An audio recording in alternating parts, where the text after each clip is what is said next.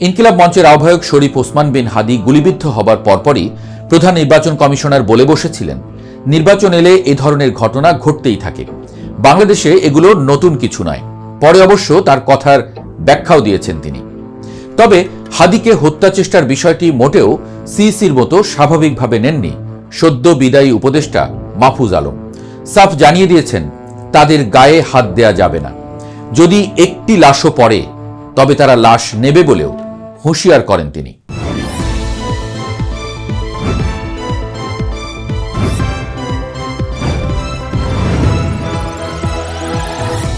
একদিকে হাসনাত আব্দুল্লাহর ভারতের বিরুদ্ধে 2 দিনের 2 বক্তব্য বারুদের মতো ছড়িয়ে পড়েছে।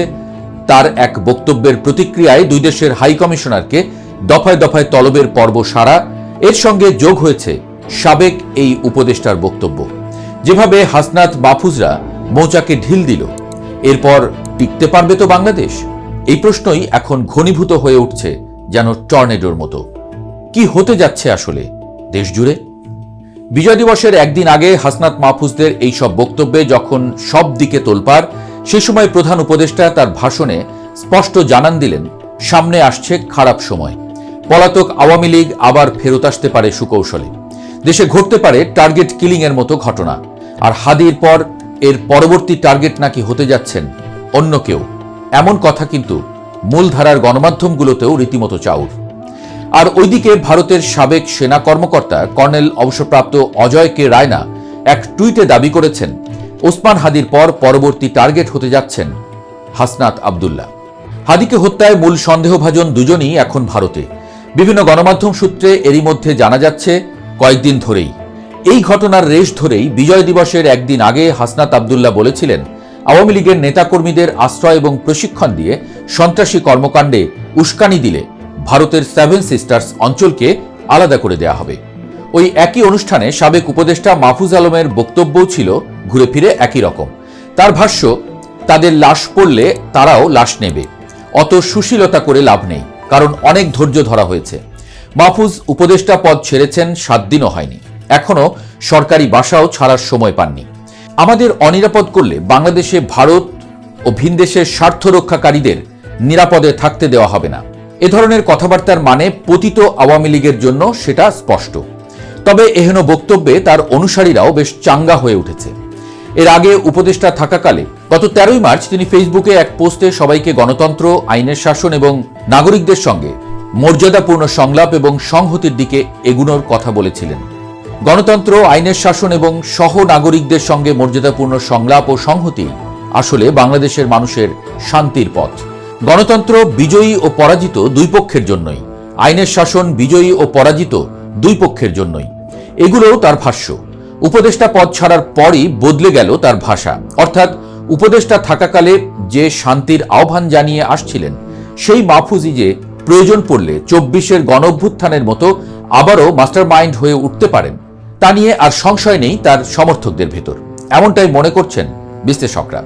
তবে বিশ্লেষকদের এও মত যে লাশের বদলে লাশের এই রাজনীতি সাময়িকভাবে মাহফুজের অনুসারীদের খুব পছন্দ করছে। এমনকি এর ভিন্নমত পোষণকারীদের উপরে তারা সোশ্যাল মিডিয়ায় হামলে পড়ছেন। সব ঠিক আছে, কিন্তু বিগত আওয়ামী লীগ সরকারও মনে করত সমাজের বেশিরভাগ মানুষ তাদের সমর্থন করছে। সরকারের গুটিকয় বিরোধিতাকারীদের সমালোচনা করা এবং সরকারের পক্ষে সমর্থন দেওয়া মানুষের সংখ্যাও কম ছিল না। কিন্তু এর পরিণতি কেমন হতে পারে তার অনেকটাই জুলাই এসে বুঝিয়ে দিয়ে গেছে। এ প্রসঙ্গে প্রথম আলো বলছে, আওয়ামী লীগ সরকারের আমলে ডিজিটাল নিরাপত্তা আইন, সাইবার সন্ত্রাসীদের হেনস্থা, চাকরি, ব্যবসার ক্ষতি ইত্যাদির ভয়ে মানুষ চুপ ছিল। এই সরকারের আমলে চুপ থাকার বড় কারণ হচ্ছে মবের ভয়, সেটা অনলাইন ও অফলাইনে। যা হোক, পুরো দেশ যখন হাসনাত মাহফুজদের বক্তব্যে বারুদের মতো জ্বলছে, ঠিক সেই সময় আরেকটা ঘটনা কিন্তু ঘটে গেল। রাজধানীর জিগাতলায় কাঁচাবাজার এলাকায় একটি ছাত্রী হোস্টেল থেকে জান্নাত আরা রুমি নামে জাতীয় নাগরিক পার্টি এনসিপির এক নেত্রীর ঝুলন্ত মরদেহ উদ্ধারের পর নতুন করে আবারও চাঞ্চল্য সৃষ্টি হয়েছে। যদিও পুলিশ প্রাথমিক তদন্ত শেষে জানিয়েছে হতাশা থেকে আত্মহত্যার মতো ঘটনা ঘটেছে। তবে দেশের এই ক্রান্তি লগ্নে যখন হাসনাত, মাহফুজ, নাহিদরা নিজেদের নিরাপত্তা নিয়ে শঙ্কিত, সেই সময়ে পুরো বিষয়টাকে অতটা সহজভাবেও দেখছেন না কেউ কেউ। কারণ জান্নাতারা রুমির বিরুদ্ধে কিন্তু ধানমন্ডি ৩২ নম্বরে এক মধ্যবয়সী নারীকে বেধড়ক মারধরের প্রমাণ ছিল। আর দেশ জুড়ে টার্গেট কিলিংয়ের আশঙ্কার কথা তো জানিয়েছেন স্বয়ং প্রধান উপদেষ্টা নিজেই। নির্বাচনের আর 2 মাসও বাকি নেই, তফসিল ঘোষণা হয়ে গেছে। দীর্ঘ 17 বছর পর তারেক রহমানের দেশে ফেরা নিঃসন্দেহে রাজনীতিতে একটি ইতিবাচক ঘটনা। কিন্তু এর মধ্যেই হাদিকে গুলিবিদ্ধ করা, পলাতক আওয়ামী লীগের বিরুদ্ধে সেই ঘটনার অভিযোগ আর পরবর্তী সময়ে তার মৃত্যু সংবাদ, সব মিলিয়ে দেশ যেন এক অস্বস্তিকর স্তব্ধতায় আচ্ছন্ন। এর সঙ্গে যুক্ত হয়েছে ভারতের দিক থেকে আসা সরাসরি হুমকি ধামকি। সবকিছু মিলিয়ে প্রশ্ন একটাই, নির্বাচনের পথে হাঁটতে থাকা বাংলাদেশ কি আরো বড় কোনো ঝড়ের দিকে এগুচ্ছে? কি হতে যাচ্ছে তা এই মুহূর্তে সময়ের উপর ছেড়ে দেয়া ছাড়া আর কোনো উপায় নেই, এমনটাই মনে করেন বিশ্লেষকরা।